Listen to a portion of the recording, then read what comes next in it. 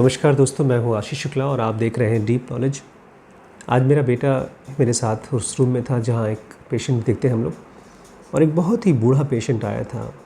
उसकी उम्र शायद 90 साल से भी ज़्यादा थी। अपनी आखिरी सांसें ले रहा था, हिल डुल नहीं पा रहा था। उसको पकड़कर स्ट्रेचर पे लेकर आया गया था। अल्ट्रासाउंड करने के बाद जो बीमारियाँ निकली वो भी इतनी ख़तरनाक थी कि उसका ऑपरेशन नहीं हो सकता। पेशेंट इस हालत में नहीं था कि उसको ऑपरेट करके हम लोग बचा भी सकें। मेरे बेटे ने देखा और उसने पूछा, पापा आखिर इंसान जब पैदा होता है और तब से लेकर के जब तक उसकी आखिरी सांस लेता नहीं है, उसके अंत तक उसको इतनी सफरिंग क्यों होती है? बल्कि उसने मुझसे पूछा कि क्या क्या सफरिंग हम झेलते हैं। इतना बोल के वो चला गया, अपने मोबाइल फ़ोन में बिज़ी हो गया। फिर शाम को अपने दोस्तों के साथ खेलने में बिज़ी हो गया, भूल गया वो सवाल। बट ये सवाल बहुत रेलेवेंट है, बहुत इम्पॉर्टेंट है। मैं चाहता हूँ शिरीष, तुम इसको देखो। जब तुम बड़े हो जाओगे तब शायद देखो। अभी भी तुम देख सकते हो, लेकिन जैसे जैसे तुम बड़े होगे वैसे वैसे इस टॉपिक की रेलेवेंस तुम्हारे लिए बढ़ती जाएगी। बचपन में हम लोग भूल जाते हैं, बहुत सी चीज़ें भूल जाते हैं। हम लोग को बताया जाता है कि दुनिया में 84 लाख योनियाँ हैं, लेकिन ज़िनुगा में हम पढ़ते हैं कि ये जो 84 लाख है, 84 करोड़ भी हो सकती हैं। ये इसके साइकिल्स होते हैं। जैसे जैसे साइकिल्स बदलते हैं वैसे वैसे योनियाँ कम और ज़्यादा हो जाती हैं। बट मोटे मोटे में कहा जाता है हर एक जीव, हर एक बंदा इन सभी योनियों में पैदा होता है। लेकिन ये लाइफ या ईश्वर कैसे डिसाइड करती है? हमारे कर्मों के फल के ऊपर। मैं यहाँ कोई लेक्चर नहीं देना चाहता कि तुम्हें अच्छे कर्म करना चाहिए, बुरे कर्म नहीं करना चाहिए। मैं चाहता हूँ कि तुम समझो और तुम्हारे जैसे बहुत से लोग, तुम्हारी पूरी जनरेशन समझे कि कोई भी एक्शन इनोसेंट एक्शन नहीं होता। ऐसा नहीं होता है कि हम लोग कुछ भी करें और उसका कोई रिज़ल्ट ना आए। इस दुनिया को नियम और कानून के तहत बनाया गया है।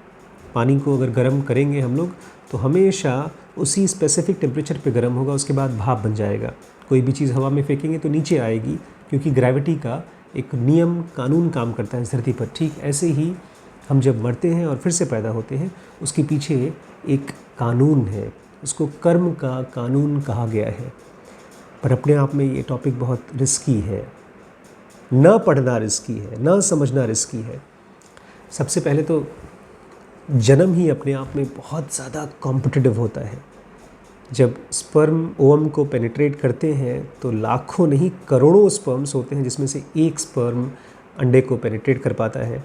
और फिर वो सबसे पहले तो एक सिंपल सा छोटा सा एग बनता है। उसके बाद थोड़ी सी उसके अंदर में बॉडी की टिश्यू स्ट्रक्चर आती है। एकदम शुरुआती 3-4 हफ्ते में उसके अंदर में हेड, और फिर धीमे धीमे उसके हाथ और फिर पैर बनते हैं। फिर उसके बाद बहुत छोटे छोटे नाखून बनते हैं, फिर उंगलियां बनती हैं, हाथ पैर बनते हैं। फिर बच्चा करीब 3 महीने तक के टाइम पीरियड में उसके अंदर में मेल फीमेल के ऑर्गन्स बन जाते हैं। फिर उसकी बॉडी में वो ऑर्गन्स बनते हैं जिसकी वजह से उसके अंदर में मांसपेशी तैयार होती है और GI system, gastro intestinal system बोलते हैं। मैं इसलिए बता रहा हूँ बिकॉज़ ये वो मोमेंट होता है जिसके हिसाब से बच्चा भूख महसूस करता है। ये पहली बार जीव माँ के पेट में ही भूख महसूस करता है। इससे पहले वो फ्री होता है, कोई चीज़ टच नहीं कर सकती। नहीं, अगर गीता में आपने सुना हो, कृष्ण कहते हैं कि मैं आत्मन हूँ, जिसको तलवार काट नहीं सकती, पानी भिगो नहीं सकता, आग जला नहीं सकता, लेकिन उसको जलाती है।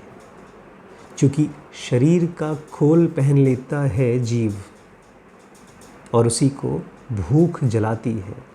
जब तक वो माँ के गर्भ में रहता है तब तक उसको दर्द भी महसूस होता है।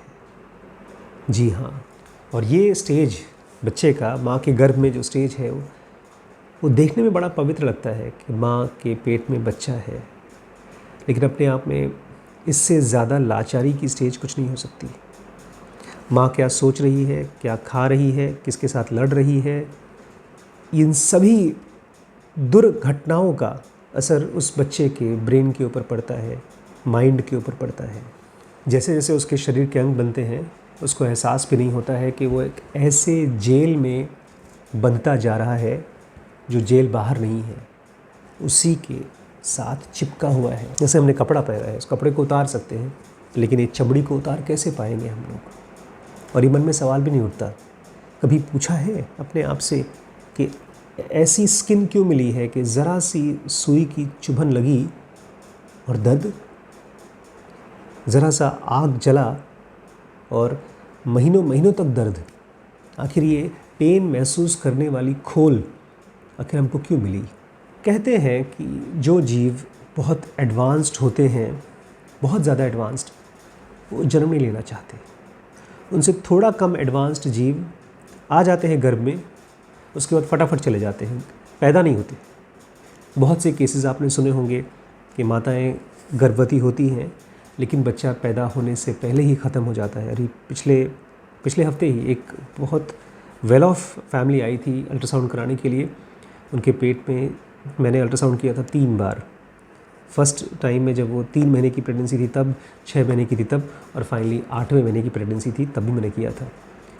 और जब वो हमारे पास लास्ट अल्ट्रासाउंड कराने आए थे उसके जस्ट 1 हफ्ते पहले वो कहीं और गए थे अल्ट्रासाउंड कराने के लिए। वहाँ पर उनको बताया गया कि बच्चा एकदम ठीक ठाक है, लेकिन जब मूवमेंट कम हो गया तो वो हमारे पास आए। हमने देखा तो वो बच्चा ख़त्म हो चुका था। बहुत दुख की चीज़ थी उस कपल के लिए जिसने 8 महीने तक अपने गर्भ में बच्चे को पाला। ख़ास तौर से उस माँ के लिए इससे ज़्यादा टॉर्चरस चीज़ नहीं हो सकती, लेकिन ये घटना उस बच्चे के लिए टॉर्चर नहीं था। उस बच्चे की चॉइस थी पिछले जन्म में कि उसको फिज़िकल बॉडी के रूप में पैदा हो कर के 25, 30, 50 साल, 70 साल, 80 साल पूरे बॉडी के टॉर्चर्स को झेल करके जीना वो नहीं चाहता था। हो सकता है इस कॉन्सेप्ट को समझने में आपको मुश्किल हो, क्योंकि हमारे और आपके एंगल से तो पैदा होना अपने आप में शुभ चीज़ है, मरना ख़राब चीज़ है। लेकिन जो एडवांस्ड सोल्स होती हैं जिनकी यात्रा बहुत हमसे और आपसे बहुत पहले से आती है, वो फिज़िकल वर्ल्ड की बाउंडेशंस को नहीं चाहती हैं, इसलिए वो पैदा नहीं होती। लेकिन सारे के सारे एडवांस सोल्स नहीं होती हैं। बहुत से होते हैं जो नए नए इस दुनिया में आए हैं। जैसे कोई बच्चा पहली बार स्कूल में जाए या पहली बार किसी अम्यूज़मेंट पार्क में जाए, एसएल वर्ल्ड में या डिज़नीलैंड में जाए तो बड़ा एक्साइटेड हो जाएगा। तो आम लोगों की हालत वैसी ही होती है, बड़े एक्साइटेड हो जाते हैं, दुनिया में घुसते ही चकाचौंध हो जाते हैं। छोटे बच्चे को देखा है कैसे दुनिया को देखता है। लेकिन यहाँ पर एक बड़ी ख़ास डिफरेंस है इंसान के बच्चे में और बाकी जानवरों में।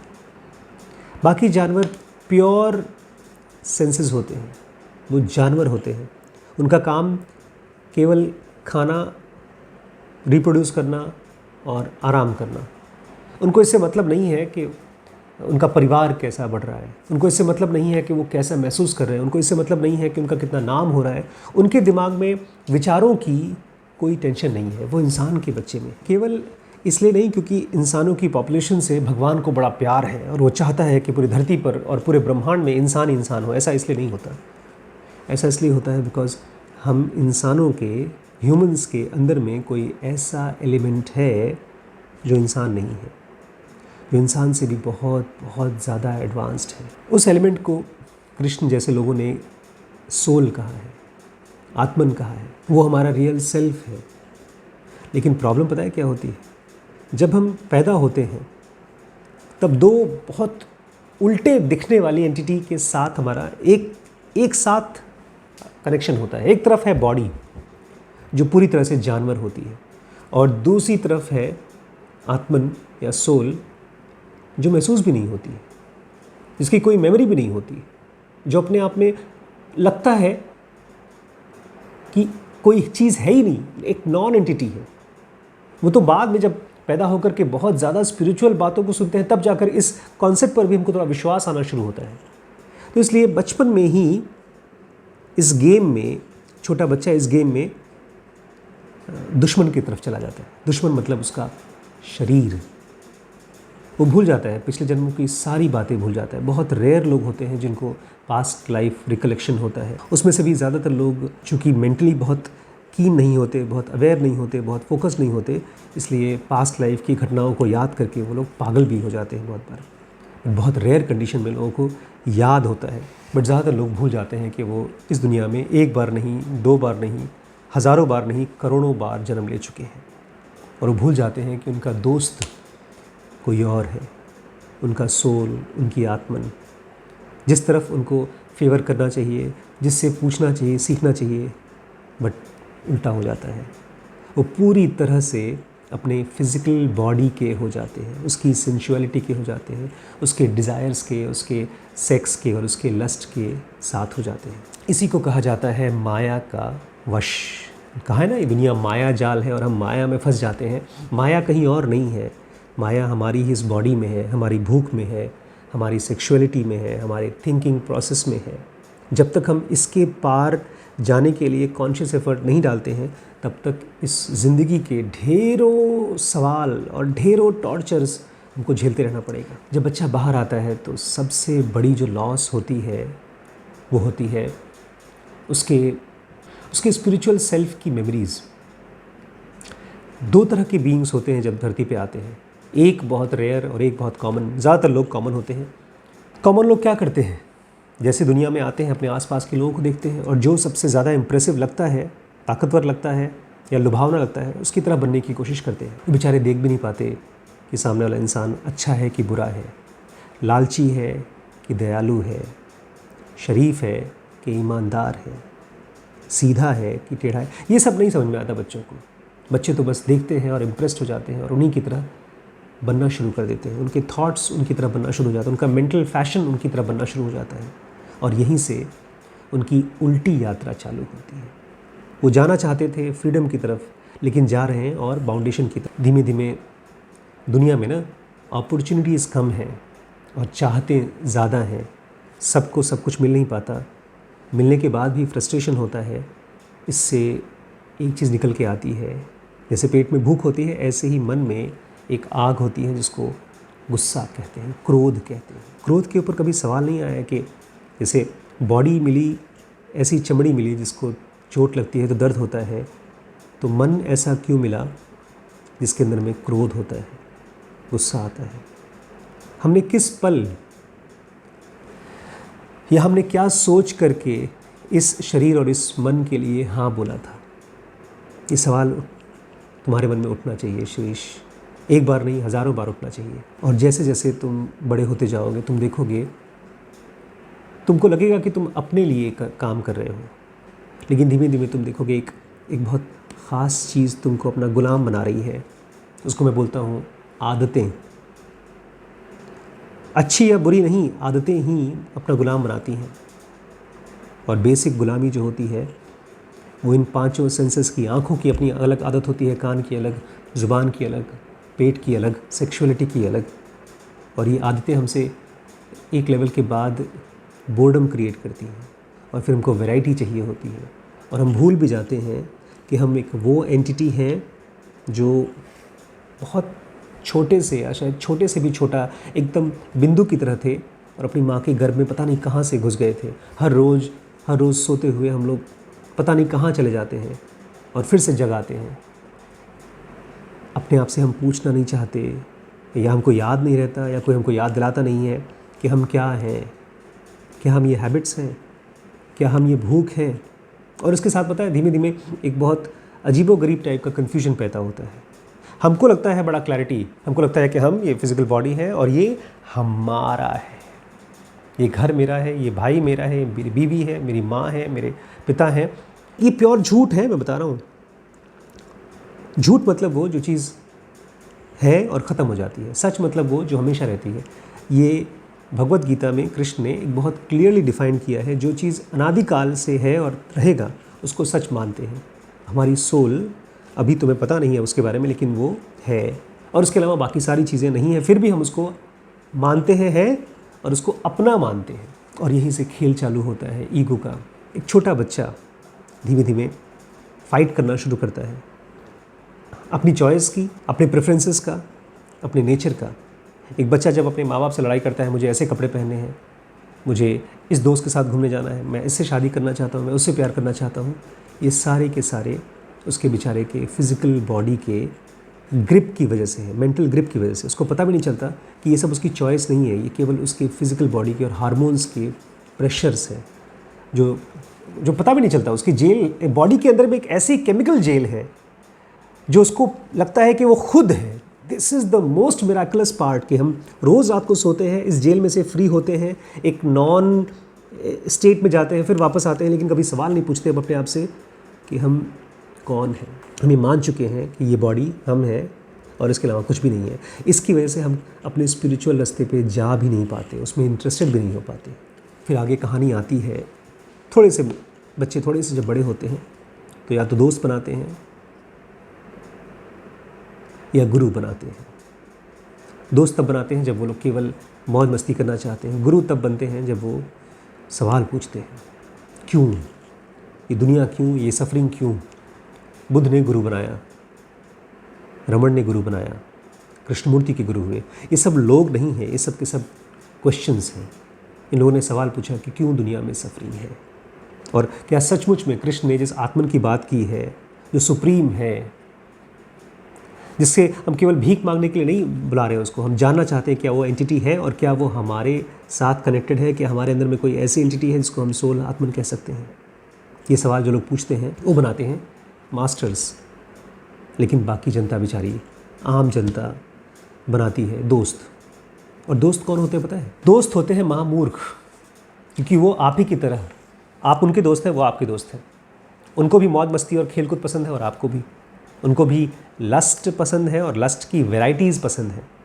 कोई भी इंसान मेंटली अपने आप को एक जगह फोकस करके, एक फैमिली के साथ फोकस करके नहीं रहना चाहता। उसके मन में जैसे मेरे पिताजी कहा करते थे, खुराफात चलती रहती है, क्योंकि इस माइंड को ट्रेन नहीं किया ना, तो हम धीमे धीमे अपने दोस्तों की तरह हो जाते हैं। हमको पता भी नहीं चलता कि अगर हमारे दोस्त शराब पीते हैं तो हम भी शराबी बन जाएंगे। 50% चांस बढ़ जाता है, और धीमे धीमे हमारी गति और उल्टी तरफ जाती है। हमारी प्रेफरेंसेस, हमारी फ्रेंडशिप्स, हमारा कन्फ्यूजन बन जाती है, और मरते समय आम आदमी बेचारा केवल मेमोरी के जाल में फंसा हुआ महसूस करता है। उसको पता भी नहीं चलता है कि वो क्या है। उसको बस अपना शक्ल, अपना परिवार और अपने एक्शंस, और अपने पुराने एक्शंस में से केवल उसको वही एक्शंस याद आते हैं जो उसने बुरे कर्म किए हैं। क्योंकि कहीं ना कहीं बहुत गहरे में हम सब के अंदर में वो आत्मन है जो हमको गाइड करने के लिए 24 घंटे रहती है, अवेलेबल रहती है, और वो हमेशा हमको गाइड करती है, वो हमेशा हमको प्रोवोक करती है। जब भी हमको सफरिंग देती है लाइफ, वो सफरिंग इसीलिए है ताकि हम अपने आप को खोज सकें, जान सकें, फ्री हो सकें। और हम में से कुछ लोग तो इतने अंधे हो जाते हैं कि अपने जीव के लिए मासूम जानवरों को भी मारने को तैयार होते हैं। इसको मैं सुपर इनसेंसिटिविटी कहता हूँ। ये केवल तुम तभी समझ पाओगे, या तुम्हारे जैसे तमाम बच्चे तभी समझ पाएंगे जब अपने आप से पूछेंगे कि सेंसिटिविटी क्या होती है, दया क्या होती है, करुणा क्या होती है। जब वो खुद अपने मन के अंदर में बंधन को महसूस कर पाएंगे, जब वो खुद आज़ाद होना चाहेंगे, तो वो कभी भी किसी और को अपना गुलाम बना करके, उसको मार कर, उसको खा करके खुश नहीं महसूस होंगे। क्योंकि दुनिया में कहीं पर भी सफरिंग क्रिएट करके खुशी पाना अपने आप में खुशी नहीं है। लेकिन क्या करें, जब इनसेंसिटिविटी बढ़ती है ना, तो धीमे धीमे ब्रूटैलिटी बन जाती है। हम अंदर अंदर से जानवर बन जाते हैं। अगर तुम्हारे मन में कभी सवाल आता हो कि क्या होता होगा इन लोगों का, जो लोग क्रिमिनल्स हैं, जो लोग किसी का खून करते हैं, रेप करते हैं, गलत गलत काम करते हैं, तो जान लो वो लोग इंसानी रूप में जानवर हैं। ऐसे बहुत से लोग हैं जो इस यात्रा में बार बार उल्टे जाते हैं, पीछे की तरफ जाते हैं। ऐसे लोग के बारे में कहा जाता है वो लोग मरने के बाद जानवर बन जाते हैं। पता नहीं कितना सच है, लेकिन मेरे हिसाब से जीते जी ये लोग जानवर से कम क्या है, बताओ। अंत में जब बुढ़ापा आता है तब खाली एक मिस्ड अपॉर्चुनिटी की तरह लाइफ दिखती है। क्योंकि पूरी ज़िंदगी में जो चीज़ को हम प्रैक्टिस करते हैं वही हम बन जाते हैं। हमने अगर अपने बॉडी को एंजॉय करने की प्रैक्टिस की है तो बुढ़ापे में बॉडी तो ख़त्म हो जाती है। तो वो भी एक फ्रस्ट्रेशन होती है कि ज़ुबान तो है लेकिन खा नहीं पाते हैं, शरीर तो है लेकिन हम चल नहीं पाते हैं, कान तो है लेकिन सुन नहीं पाते हैं। इसलिए इस बॉडी से फ्रीडम करने के बजाय और ज़्यादा फ्रस्ट्रेशन महसूस होती है। लेकिन हम में से कुछ लोग हैं जो लोग रियलाइज़ करते हैं इस माइंड के अंदर में कोई और चीज़ भी है। दिमाग बकबक करता है, बॉडी कुछ ना कुछ एंजॉय करना चाहता है सेंसुअलिटी को, लेकिन हमारे अंदर में कोई ऐसी भी चीज़ है जो बहुत पीसफुल है, जो कभी डिस्टर्ब नहीं होती है। और वो एलिमेंट को जानने के लिए हम में से कुछ लोग हैं जो तत्पर रहते हैं। वो कुछ एकाध होते हैं जिनकी वजह से पूरी दुनिया में उम्मीद की किरण होती है।